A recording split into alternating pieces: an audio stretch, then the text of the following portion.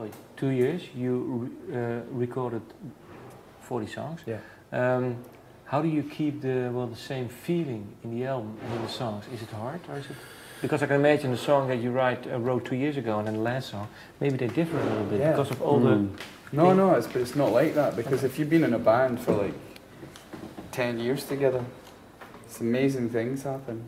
You sound like we sound like Travis.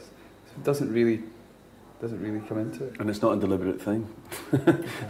It's funny, you know. I think I know what you're getting at. I think it's because I think it is quite a cohesive record. Yeah. You know, I think it kind of all the songs stick together well.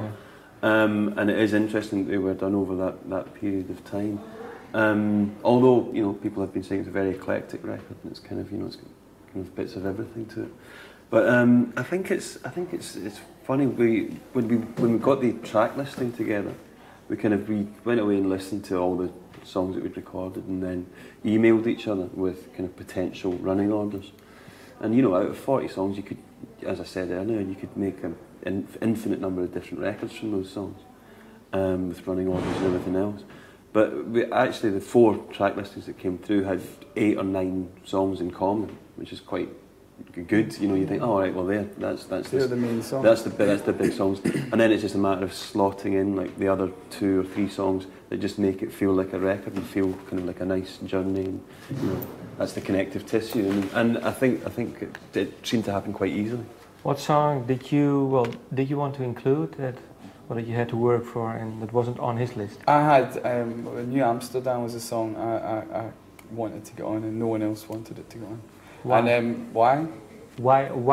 Why did you want it on and they didn't want it? Well, because I liked it and they didn't. It's pretty simple. There was a song called. No, but I mean, why didn't they like it? Interesting. There was a song called "You Bring Me Down," which I thought was great, and I really wanted that on instead of New Amsterdam. But interestingly, you just kind of brought it up in mind. That was a song that was hanging around from 12 Memories time. So it's kind of interesting that didn't end up on there, because maybe there was something very different about it. You'll hear it. It's going to be a B-side, okay. And it is more of a 12 Memories kind of song than a Boy With No Name song. And there was also what other song was it? Really, it was Eyes Wide Open, which is his 5th, 6th song. Fran didn't want that. I never wanted that. I just thought it sounded cheesy. I thought that song, I was like... We almost never recorded that song.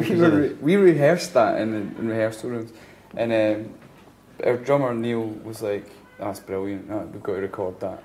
And I was like, and then we went in to record Selfish Gene, and what other song did we record? We recorded a bunch of stuff. Yeah, but my Eyes Wide Open was not even an issue, and we ended up doing it just to try out a recording technique, but there was more about the recording technique than actually the song. But we recorded it, and everyone was like, "Oh, it sounds amazing," and I still was like, "Nah, I just don't like it. I just didn't like my singing on it or something." And then, right at we mixed it. Mm-hmm.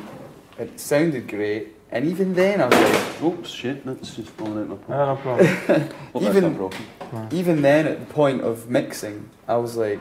Nah. And even at the point of mastering the record, we were still all lobbying for this. The 3 of me, Andy and Neil, were all lobbying for this song to go on. And what was your main argument? We were just like, it's fucking brilliant. But it's really, really sweet, because just before we did this interview, someone sent us a link to a YouTube, and there's some kid playing it. Okay. In his bedroom, and it made me realise that. It is a great song. I mean, I realised that anyway when we started playing it live, because it is a really very sort of like boom, boom. And but this little kid sitting in his room just singing it, and I'm like, that's quite cool, you know. It's travelled, it's gone, and it's now someone else's song. And it's doing its thing.